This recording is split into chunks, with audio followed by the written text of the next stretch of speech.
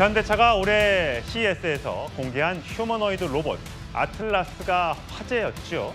현대차는 이 아틀라스를 미국 생산 현장에 투입하겠다고 했는데 노조가 이 국내에 도입하게 될 경우 절대로 안 된다라며 강하게 반발하고 있습니다. 이미 세계는 로봇을 맞이할 채비를 준비하고 있는데 말이죠. 일론 머스크의 테슬라 CEO 일론 머스크의 발언 듣고 이야기 나누겠습니다. There will be such an abundance of goods and services because my prediction is that there'll be more robots than people. I think everyone on Earth is going to have one and going to want one.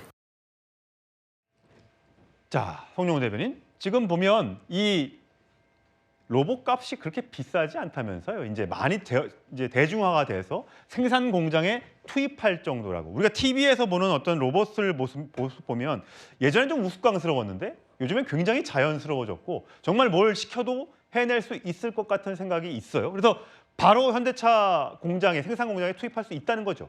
그렇습니다. 저 로봇이 한 대당 한 2억 원 선 되는데 유지비는 연간 1,000여만 원 선에 불과하다는 건 아닙니까? 그러면은 자동 완성차 업체로서는 저런 그 휴머노이드 로봇을 생산 공장에 대거 배치를 하면은 당연히 원가가 크게 절감됩니다. 가격 경쟁력 면에서 뭐 비할 수 없는 우위를 점할 수 있겠죠. 그리고 이런 피지컬 AI가 점점 그 경쟁이 격화되면서 또 빠르게 발전하고 있습니다. 그래서 현대차도 이제 2028년부터 미국 공장에 배치를 한다는 것인데 중요한 것은 여기서 왜 미국 공장이냐라고 하는 겁니다. 그렇죠. 그러니까 지금 울산과 같은 국내 공장에 배치하려고 하면은 현대차 노조의 저항이 굉장히 강하다는 것이죠. 그리고 아마 노동쟁의의 대상이 될 수 있을 겁니다. 그렇기 때문에 현대차는 지금 미국에 배치를 하겠다는 건데, 자 그러면 이제 여기서 생각해 볼 것은 현대차 노조가 적극적으로 반대를 해서 미국 공장에 배치가 되면 당연히 현대차는 미국에서의 생산량을 늘리게 될 겁니다. 그래서 과연 그 노조가 지켜내고자 하는 이익이 저 로봇의 배치를 반대하는 것만으로 지켜지느냐, 이거 한번 깊이 생각해 볼 문제다라는 말씀을 드립니다. 예, 국민의힘에서도 관련된 우려가 있었습니다. 직접 들어보시죠.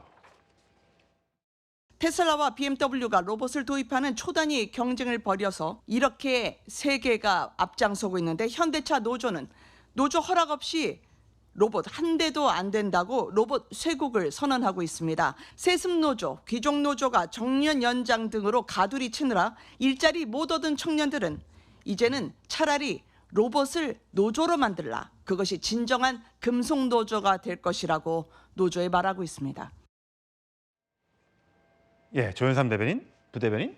현대차 노조는 노사 합의 없이는 단 한 대의 로봇도 들어올 수 없다라고 하고 있습니다.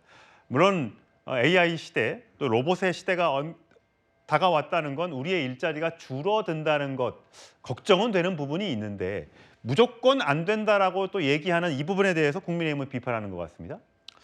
일단 휴머노이드 로봇이 처음으로 이제 직장 어떻게 보면 사업장에 투입이 되는 거 아니겠습니까? 거기에 대한 우려가 근로자 입장에서 당연히 있을 수밖에 없겠죠. 그것은 비단 현대차만의 문제는 아닐 수 있습니다. 현대차를 시작으로 해서 각종 생산 공정에 이와 같은 로봇들이 투입이 될 수가 있겠죠.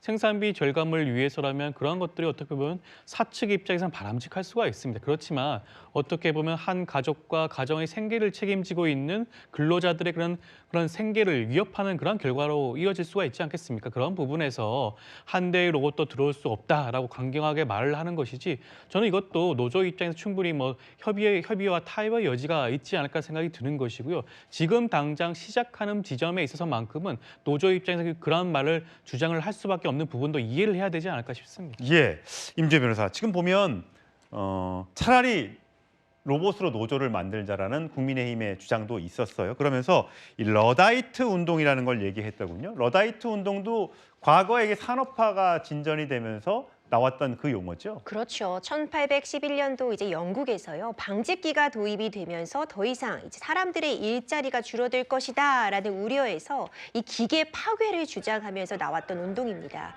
이후에 계속해서 발전하는 이 기술에 맞추어서 기술이 발전할수록 인간들의 그 일자리가 줄어드는 그런 현상을 러다이트 운동에 비교하기도 하는데 여러 가지 좀 생각할 거리를 던져주는 상황이 아닌가 싶습니다. 예. 법적인 부분을 보자면요. 만약 이 로봇 로봇이 생산 공정에 투입이 됐는데 실수를 하게 될 경우 그 실수에 대한 책임은 뭐 제조사가 질 것인지 아니면 그 로봇을 지휘 감독하는 위치에 있는 사람이 져야 되는지 그 로봇 자체에게 책임을 묻기는 어려운 상황이기 때문에 그렇군요. 그런 부분들을 앞으로 어떻게 정돈해 나갈 것인가가 이제 법적인 부분에 있어서 핵심이 되지 않을까 생각하고요. 사회적인 합의가 중요할 것 같습니다. 로봇을 우리 사회에 받아들이는 건 더 이상 피할 수 없는 상황입니다. 그렇다면 어떻게 잘 공존할 것인가, 법적인 부분은 어떻게 정리할 것인가, 빠른 좀 정비가 필요하지 않을까 생각이 됩니다. 예, 10년 뒤, 20년 뒤에는 제자리에 로봇이 서 있을 수도 있겠다라는